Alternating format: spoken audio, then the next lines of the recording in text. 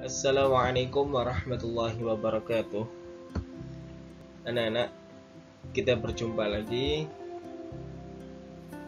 Sekarang kita mulai bab 3. Yang pertama kita bahas yaitu hidup harus beretika.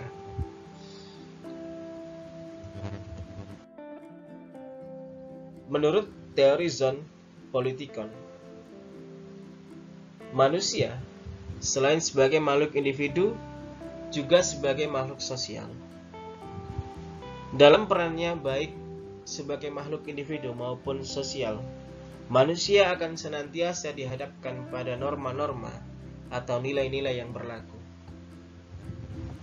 Sebagai makhluk individu, manusia memiliki norma-norma yang melekat pada dirinya, antara lain norma agama, norma kejujuran, norma kasih sayang, norma estetika atau keindahan.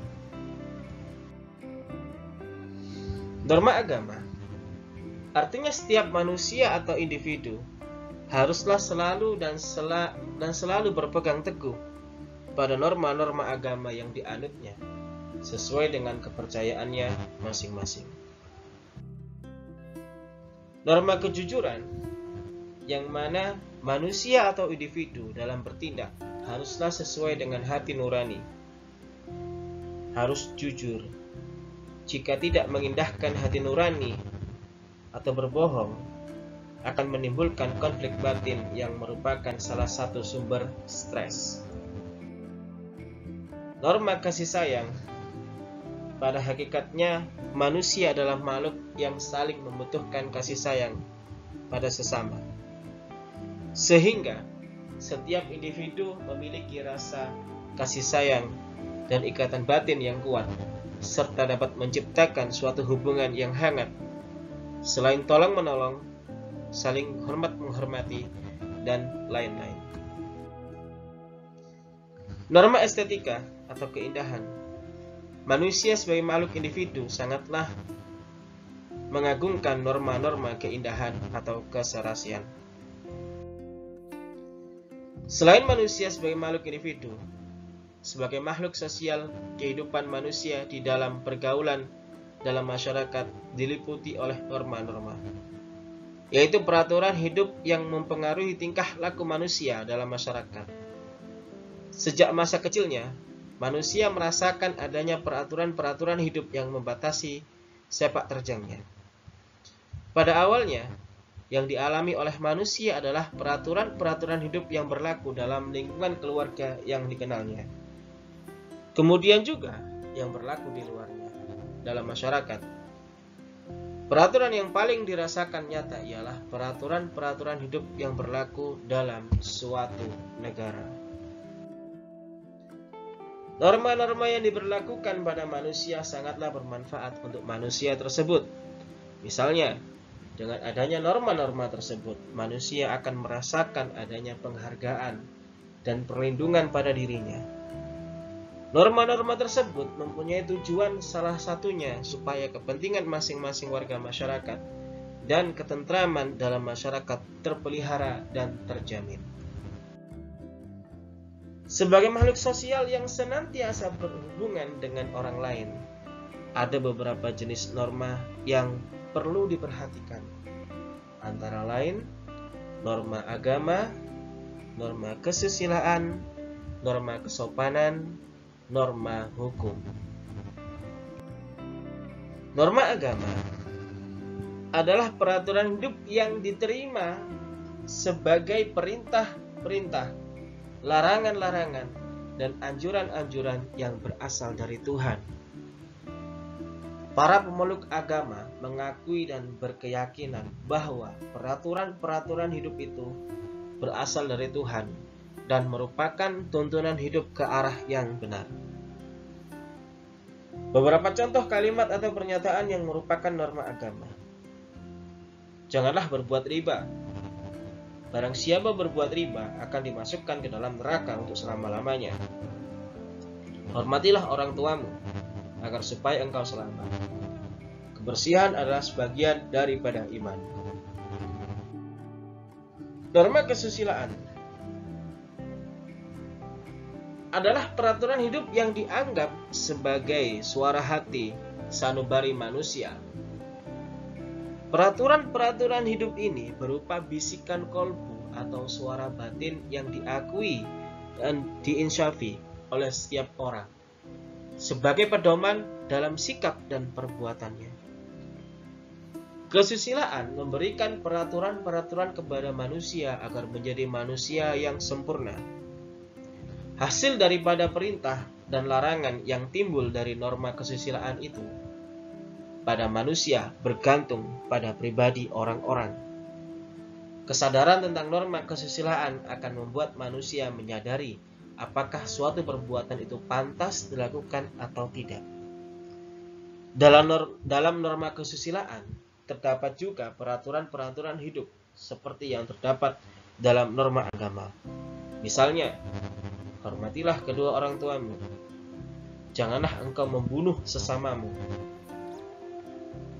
Norma-norma kesusilaan tersebut juga dapat menetapkan buruk baiknya suatu perbuatan manusia dan turut pula memelihara ketertiban manusia dalam masyarakat. Norma kesusilaan bersifat umum dan universal, yang artinya dapat diterima oleh seluruh umat manusia. Norma kesopanan adalah norma yang timbul dari interaksi atau pergaulan segolongan manusia. Peraturan-peraturan itu diikuti dan ditaati sebagai pedoman yang mengatur tingkah laku manusia terhadap manusia yang ada di sekitarnya. Satu golongan masyarakat tertentu dapat menetapkan peraturan-peraturan tertentu mengenai kesopanan, yaitu apa yang boleh dan apa yang tidak boleh dilakukan oleh seseorang dalam masyarakat. Contoh, orang muda harus menghormati orang yang lebih tua. Jangan meludah di sembarang tempat. Janganlah berdesak-desakan saat memasuki ruangan. Norma kesopanan tidak mempunyai lingkungan pengaruh yang luas jika dibandingkan dengan lingkungan norma agama dan kesusilaan.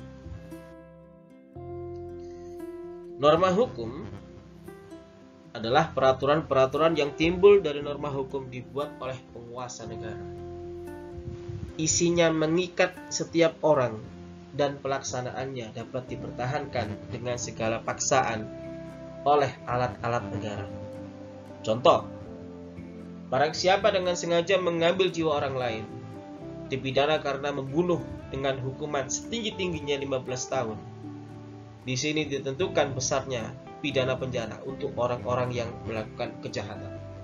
Norma hukum pidana. Suatu perseroan terbatas harus didirikan dengan akte notaris dan disetujui oleh Departemen Kehakiman. Di sini ditentukan syarat-syarat untuk mendirikan perseroan dagang. Norma hukum dagang. Orang-orang yang tidak memenuhi suatu perikatan yang diadakan diwajibkan mengganti kerugian. Misalnya, sewa menyewa, jual beli. Di sini ditentukan kewajiban mengganti kerugian atau pidana denda. Norma hukum perdata.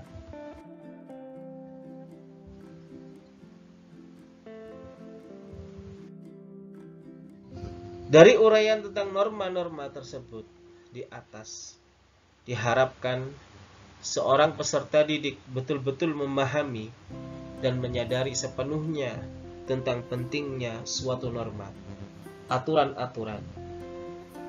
Perlu diketahui juga oleh peserta didik bahwa dimanapun manusia berada, dia akan selalu menemui suatu norma atau aturan-aturan.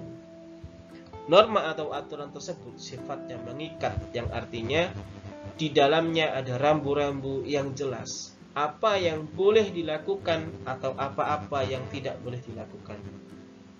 Contoh real norma atau aturan yang ada dalam sekolah yang tertuang dalam tata tertib sekolah. Sehingga tata tertib sekolah adalah suatu hal yang mutlak harus difahami oleh semua peserta didik dalam rangka untuk sukses dalam menempuh cita-citanya. Karena dengan pemahaman yang baik pada tata tertib sekolah, seorang peserta didik akan lebih berhati-hati dalam bersikap, bertingkah laku, dan juga dalam bertutur kata di lingkungan sekolah. Dengan pemahaman yang baik terhadap tata tertib, seorang peserta didik akan terhindar dari segala kesalahan, pelanggaran-pelanggaran yang telah digariskan oleh sekolah. Tidak sedikit peserta didik yang sebenarnya mampu dari segi intelektual, tapi gagal, tidak naik kelas, tidak lulus, atau dikeluarkan. Hanya gara-gara tidak memahami tata tertib dengan baik sehingga melakukan pelanggaran-pelanggaran. Tetap semangat belajar di rumah. Jangan sampai wabah virus corona ini menjadikan kita malas. Kita bukan libur, tapi kita belajarnya dari sekolah. Sekian, Pak Bagus akhiri. Wassalam.